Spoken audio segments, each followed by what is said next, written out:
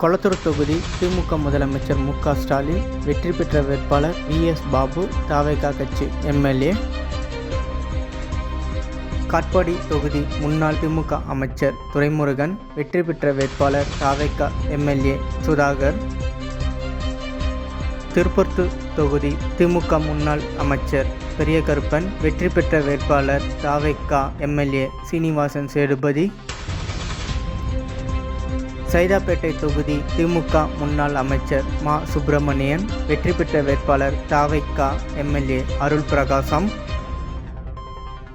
காங்கயம் தொகுதி திமுக முன்னாள் அமைச்சர் சாமிநாதன் வெற்றி பெற்ற வேட்பாளர் ஏடிஎம்கே எம்எல்ஏ காமராஜ்.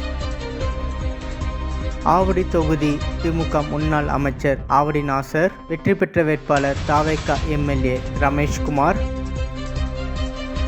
திருவெம்பூர் திமுக முன்னாள் அமைச்சர் அன்பில் மகேஷ் தவேகா எம்எல்ஏ நாவல்பட்டு விஜய் வெற்றி பெற்ற வேட்பாளர்.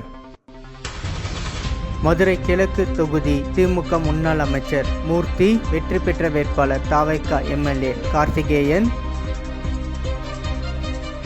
தூத்துக்குடி திமுக முன்னாள் அமைச்சர் கீதா சீனிவாசன் வெற்றி பெற்ற வேட்பாளர் தவேகா எம்எல்ஏ ஸ்ரீநாத். மதுரை மத்தி தொகுதி திமுக முன்னாள் அமைச்சர் டி.ஆர். பழனி தியாகராஜன் வெற்றி பெற்ற வேட்பாளர் தவேகா எம்எல்ஏ முஸ்தபா. ஈரோடு மேற்கு முன்னாள் திமுக அமைச்சர் முத்துசாமி வெற்றி பெற்ற வேட்பாளர் தவேகா எம்எல்ஏ ஆனந்த் மோகன். ராணிப்பேட்டை திமுக முன்னாள் அமைச்சர் காந்தி வெற்றி பெற்ற வேட்பாளர் தவேகா எம்எல்ஏ. ஆலந்தூர் தொகுதி திமுக முன்னாள் அமைச்சர் தாமோ அன்பரசன் வெற்றி பெற்ற வேட்பாளர் தவேகா எம்எல்ஏ ஹரீஷ். ராசிபுரம் தொகுதி திமுக முன்னாள் அமைச்சர் மதிவேந்தன் வெற்றி பெற்ற வேட்பாளர் தவேகா எம்எல்ஏ லோகேஷ் தனபால்.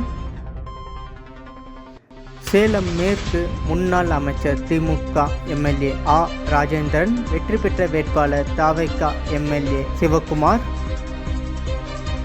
மன்னார்குடி முன்னாள் திமுக அமைச்சர் பி.டி.ஆர். ராஜா வெற்றி பெற்ற வேட்பாளர் அமமுக காமராஜ் தவேகா ஆதரவாளர். இதில் திமுக அமைச்சர்கள் இப்போ அவங்க எம்எல்ஏ பதவியில் கூட இல்லை. இவங்க தோத்த காரணம் உங்களுக்கு தெரிஞ்சிருக்கும். அந்த காரணம் உங்களுக்கு என்னென்ன காரணம் ஃபஸ்ட்டு தெரியுதோ அதை கீழே கமெண்ட்ஸில் தெரிவிங்க. நெக்ஸ்ட் வாட்டி எலெக்ஷன் இருந்ததுன்னா இந்த எம்எல்ஏ சீட்டு கொடுத்தாங்கன்னா இவங்க ஜெயிக்கிறதுக்கு வாய்ப்புகள் இருக்கா இல்லையான்னு சொல்லிட்டு அதுவும் தெரிவிங்க. இந்த வீடியோ உங்கள் ஃப்ரெண்ட்ஸுக்கு எல்லாருக்கும் ஷேர் பண்ணுங்கள், எல்லாத்தையும் சப்ஸ்கிரைப் பண்ணுங்கள், பக்கத்தில் இருக்க பெல் பட்டனை கிளிக் பண்ணுங்கள். நன்றி, வணக்கம், தேங்க்யூ.